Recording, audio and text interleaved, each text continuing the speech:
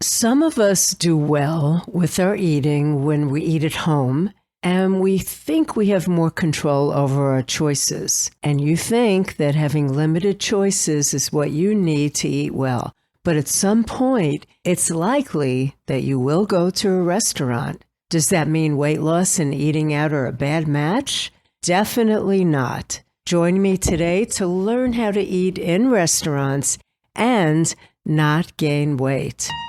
Hello, my friend. You are listening to Weight Loss Made Real, and this is episode 288. I'm your host, Master Weight Loss Coach and author, Cookie Rosenblum. Today and every other Tuesday, I am your coach and your guide to help you stop overeating and lose that extra weight. If you want to lose weight, the first thing that must happen is for you to stop overeating. And that's what we do right here. If you just found me, welcome. And if you're a regular listener, welcome back.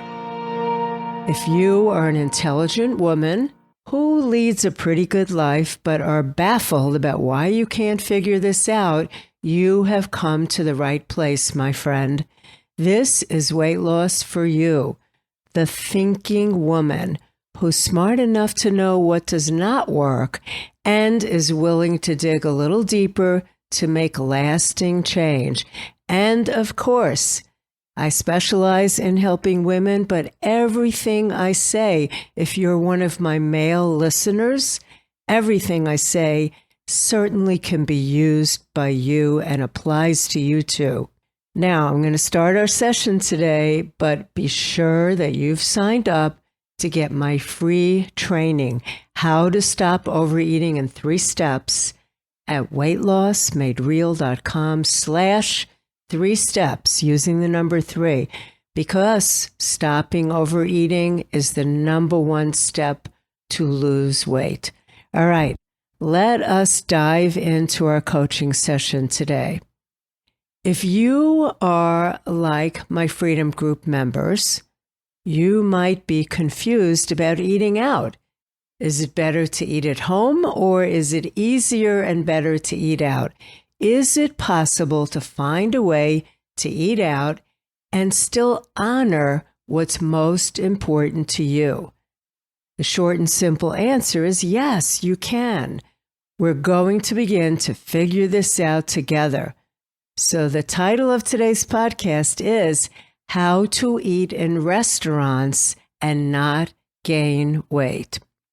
What is the problem with eating in restaurants? Typically, your plans get waylaid. As you see all the choices that you have, you throw your hands up and you think that eating out is just not compatible with weight loss and eating like a natural eater. This is not true. And that's what we're going to talk about today. Here are some of the questions that I'm going to answer for you. What the problem is with eating out, what's the myth about it, and what's the reality of it. We'll talk about how you might be erroneously treating your restaurant meals right now. And if you are overdoing it when you eat out, like so many of us do, I'm going to explain why this happens. You know, I'm all about understanding why you do what you do. We're going to cover why your usual method of eating out may not be working for you. And of course, I'm going to give you some new, simple guidelines that you can easily use each time you go to a restaurant. Make sure you stay with me until the end of our coaching session, because after you understand why you struggle, I'm going to share with you a bonus strategy, and it's a simple mind shift that will make eating out simple. The big problem with eating in restaurants is that we think it's a problem. We think that eating away from home takes away our self-control, and when that happens, well, we think we'll be eating out of control. Is that you? Let's see what's real and what's not. So let's first look at what the big myths are about eating out. The myths about eating out are the things you tell yourself to justify going kind of unconscious when you enter a restaurant. Maybe you're telling yourself that eating out is really unique for you. You might tell yourself that it's something that you hardly ever do, that it rarely happens. So when it does happen, of course, you deserve to make it an exception, a special occasion, a unique situation. And this means that for this once in a blue moon situation, it's okay to give in and eat whatever looks good, whatever sounds good, and whatever hopefully tastes good. And of course, let's be honest, to eat it in amounts that are more than your body needs. You probably know how you might look around in a restaurant and notice what others are eating. And it all looks very appealing, doesn't it? And you might be supporting the myth. So if this sounds like you, you'll be thinking that, well, this is an unusual situation, and what's the big deal? What's wrong with using the situation of eating out to indulge in eating both more than your body needs and eating a different type of food than you usually eat? Food that's maybe a bit less helpful than the quality of food you usually eat and that you deserve. The myth of eating out lets you really believe that just this once, you can and should eat whatever you want and however much you want, because your brain is operating under the belief that this is not typical for you. But what is the reality here? The reality is quite different than the myth of eating out that leads you to default to the whatever attitude. The reality is that you may be someone who eats out quite regularly, or that you may be someone who actually eats out fairly often, several times a week. And there is nothing wrong with this. Whether it's once a week or once a month or several times a week, the reality is that this is just your norm. It's your typical situation. It's not as special a situation that you've convinced yourself it is. But without stepping back and seeing what you're doing, looking at those thoughts that come into your mind as you settle into your booth or table and start studying the menu, without stepping back, you'll keep living under the myth that eating out signals a unique time to overindulge and helps you rationalize eating all the things. So we have the myth about restaurant meals and we have the reality about restaurant meals. Now let's take a look at how you might be eating each time you go into a restaurant. I'm guessing, because I hear this hundreds of times in the Freedom Group, that when you eat out, you carefully study the menu. You read all the options and you imagine them in front of you, because this is the goal of a well-written menu. They want you to consider all the choices. The job of the menu is to market the dishes that the restaurant serves. That means that, of course, they make all dishes sound pretty yummy. And that's what gets people to order lots of food, appetizers and main courses and side dishes and bread baskets and, of course, desserts. So, if you're like most of us, you will be greatly influenced by what's going on in the restaurant. What you see others eating, what the menu offers, the whole scenario. My husband David is famous for looking around at other tables and calling over our wait person to ask, "What's that they're eating over there?" So what makes you overdo it? Can we blame it on the menu or blame it on seeing other customers' foods? What causes you to overdo it and order things in a way that doesn't serve your bigger goals, and eating them, of course, is always what makes you do anything. And that is always your thoughts. Remember, your thinking leads to your feelings, and from what you feel comes what you do, what you order, and what you eat. You might think, this is a special occasion. It's my birthday. We're celebrating.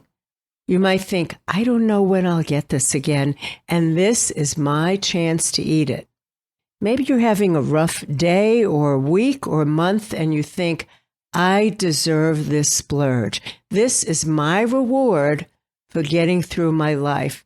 Or you're just overwhelmed by all the choices, and instead of thinking it through, you just think, whatever. You're about to slide down that slippery slope and justify your choices with the thought, no worries, I'll just start again tomorrow. Your thought might be as simple and hard to capture as, that looks good, and then you make a simple lower brain decision to just eat the way you've always eaten. These thoughts do not work, and here's why. Special occasions can be many in your life. Birthdays, starting a job, getting a bonus, going on a vacation, anniversaries, accomplishing something, and think about how these multiply when you factor in your family, your friends, your coworkers, your neighbors. There will always be some occasions to celebrate something for someone you know. And we all live lives with ups and downs. We all get through hard and challenging things, and we do want to applaud ourselves for doing that. But we don't always have to do it with food.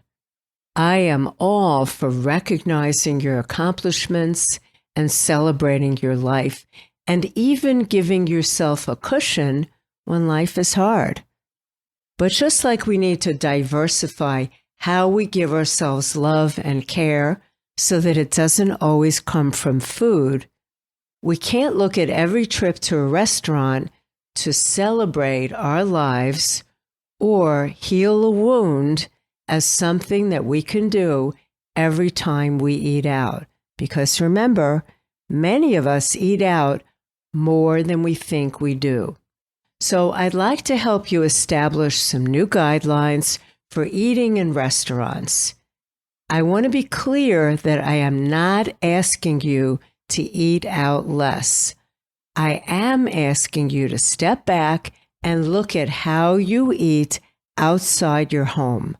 I want you to ask yourself these questions each time you eat out, because their goal is to wake you up and remind you that guidelines can be taken with you and observed wherever you are when you're eating. And yes, you can still enjoy the treat of having someone else serve you and prepare your food and clean up after you and give you options that you probably don't have at home. Here are the questions I want to suggest you ask yourself before you go to a restaurant. First, how special is this? Really? Is it an occasion? Or is the occasion just that you don't feel like cooking? What is normal eating for you? What kinds of foods do you usually eat? And how do you usually determine how much is enough? Well, I want you to plan to know those things and observe them when you go for your restaurant meal. Know that when you're eating out, hunger is still required. That is, you need to have physical hunger no matter where you're eating or what you're eating or how special the occasion is. When you're there and sitting down to eat, I want you to expect to want to do the old things in the moment. Expect to hear that voice in your head to suggest that, hey, this is a special occasion. I'm celebrating. I should eat whatever I want in those amounts that I crave. Stay connected and see if you're truly hungry. And then when you're planning, get clarity on what you want and what you will order. Now, I'm asking you to think a bit ahead to get clarity on what you think you want to order. This does not have to be an exact plan. It can be a soft plan, but be sure to write it down. When you write things down, it sends a message to your brain that you mean business. This is important. It's giving your brain instructions on how you want it to serve you. Now, here's that special bonus strategy that I told you I would give you for eating out and for ordering in restaurants. The mistake that most people make when going out to eat is that they look at the menu and they carefully consider each and every choice. Should I have this or should I have that? Yum, this one really sounds delicious, but oh, that one sounds good too. Or wow, I haven't had that one in a while. Going through all the choices that are available to you will cause you to have to make many decisions. I want to suggest that you stop looking over the menu in great detail and weighing each and every option. You will always want what sounds good and looks good. And some casual restaurants actually even have pictures on the menu of all the dishes to entice you. And it works. If you choose to look online ahead of time to see what your options are, that's fine. But I also want you to know that you don't have to do this. I just don't want you to go in and review and weigh every single option and therefore make 25 or more yes or no decisions. When you do that, you develop decision fatigue. And that gives away your power to the menu, all those choices. Your brain will always seek pleasure. And guess what restaurants are trying to do? They're marketing their meal options. So, of course, they want to make them sound delicious and appealing. And if possible, they want your mouth to start watering at the thought of these meals. So instead of evaluating each and every option, I want you to reverse your MO. I want you to take charge and look, when you're looking at the menu, look for your foods. Purposefully look for your helpful foods, the kinds of foods that you know you like, but you also know are helpful to you. The kinds of foods you find delicious, but that don't give you that physical feeling that once you start, you can't stop, and you know what they are. Am I right? You in the Freedom Group who are listening to me right now, you know exactly what I mean because we talk about that in our lessons about how we delineate what our helpful foods are. So I want you to look for your foods instead of evaluating each and every choice until you're either worn down or overly tempted and you end up succumbing to something that just sounds good. So there is your bonus strategy for eating out. See if you can make a commitment to try this the next time you go to a restaurant. And be sure to drop me a line and let me know how you do. You can write to me at support@weightlossmadereal.com. Okay, my friend, you know what you're going to think about this week. You know that you're going to be observant the next time you eat out. I hope that you've downloaded my free training on how to stop overeating in 3 steps. You can find that link in the show notes. This is my gift to you. For now, this is your Coach Cookie reminding you that as you search for answers, keep it real, my friend, just like you. And I will see you right here every other week.